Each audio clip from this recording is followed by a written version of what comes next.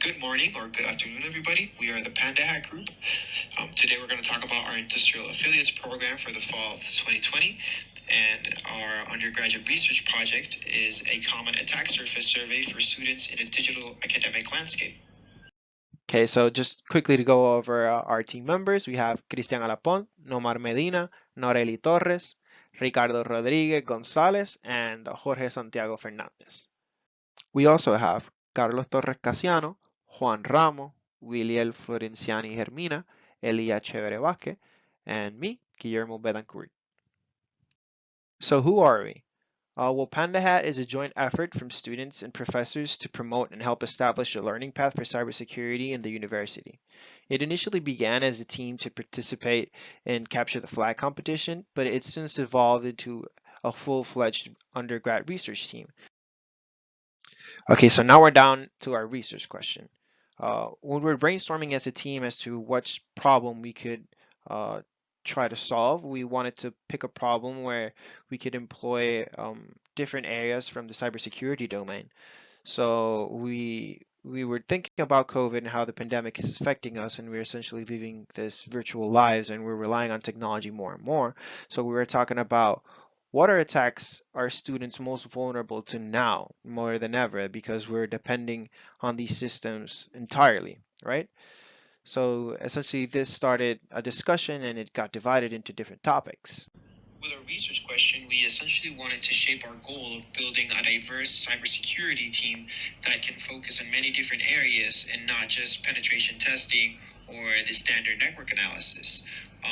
The way we did this is we initially started brainstorming as a team, and we started asking ourselves, what could attackers do if we consolidate the vast amount of data that we give social media or that we give as our phone, our computers, or the cloud, and rely on this daily? We know that cybersecurity is a vast field, so we are presented with network attack and physical attacks. Open source intelligence, or OSINT for short, is the collection and analysis of information gathered from public sources. The information is used against the target in different ways. A few examples of how this could be used by an attacker would be a password attack and/or phishing attack where they make personalized approaches thanks to the information they gathered. Social media attacks are when attackers disguise themselves by using common social media platforms such as Twitter, Facebook, YouTube, or Instagram and create fake social media accounts, or by pretending to be someone else by hacking existing social media profiles. Some of the methods that attackers use to extract information from their targets is by using embedded links that redirect the user to fake websites, by using malware and/or spyware, or by directly contacting the person and asking for their personal information. Now, why are students so vulnerable to social media attacks during this time period? Well, it is all due to the prevalence of social media and COVID-19, which has basically made us dependent on it if we want to feel connected to the world. Hello, my name is Jorge Santiago, and I will be talking to you about embedded systems hacking. Colleges are filled with embedded systems, whether they are printers, routers, students even bring their own devices like smart TVs, gaming consoles, smartwatches, even cell phones. These all present potential risk to institutions. Attackers can infiltrate the network and move laterally to their goal. Credentials and personal identifiable information can be at risk in saved documents inside printers, blocking access to services leading to social engineering and ransomware attacks, and the potential of creating a botnet to be used for DDoS attacks, like the Mariah network.